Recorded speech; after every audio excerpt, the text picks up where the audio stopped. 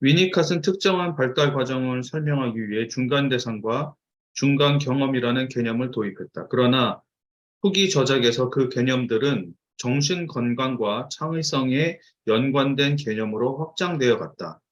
중간 경험은 창조적 자기가 작용하고 놀이할 수 있는 보호된 영역이며 예술과 문화가 창출되는 경험의 영역이다.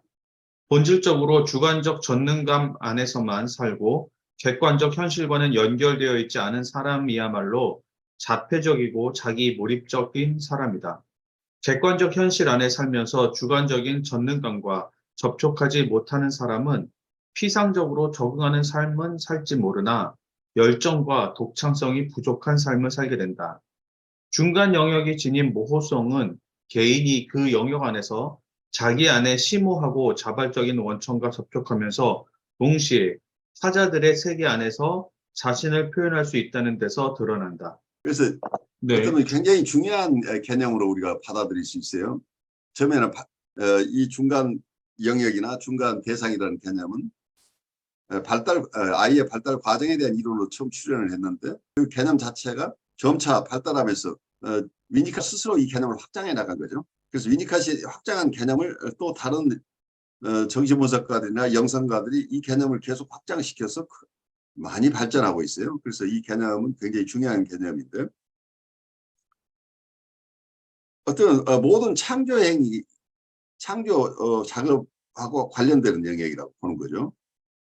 그 창조 영역은 우리가 과학자의 창조 영역일 수도 있고 예술가의 창조 영역일 수도 있고 영성가의 영역일 수도 있어요. 그 속에서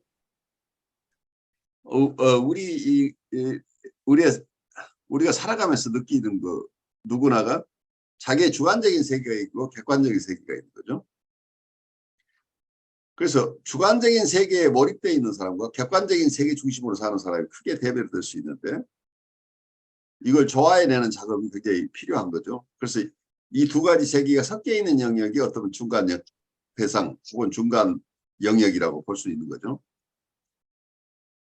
그래서 어쩌면 이 주관적인 세계가 충분히 발달하도록 도와주는데 이 중간 대상의 개념, 중간 영역의 개념은 굉장히 중요할 것으로 보이는 거죠. 그러니까 어떤 분은 굉장히 현실 적응적이어서 객관적인 세계 중심으로 살아가는 아주 현명하고 지적인 작업이 지적으로 세상을 잘 인지하면서 이렇게 살아가는 사람들이 있죠.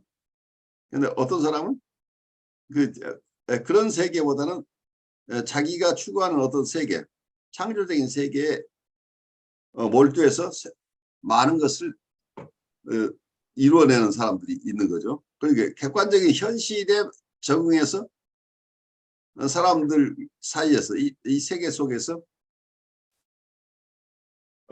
자기가 얻고자 하는 것을 그쪽에서 많이 얻는 사람도 있겠죠. 그래서 그 세속적인 성공을 이루는 사람들이 세속적인 성공을 하는 사람 대부분 다 그런 것은 아니지만 많은 경우에 현실 적응력이 뛰어난 사람이죠.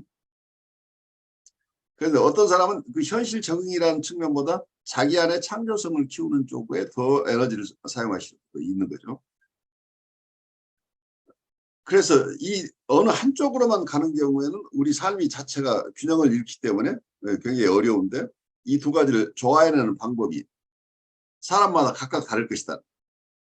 그래서 우리는 주관적인 세계에 살면서 객관적인 세계와 조화해서 살아가는 이런 사람들인데 객관적인 외부 세계 중심으로 살아간다고 한다면 대부분 위니카스 개념에 의하면은 폴스 셀프로 살아갈 가능성이 있다는 얘기죠.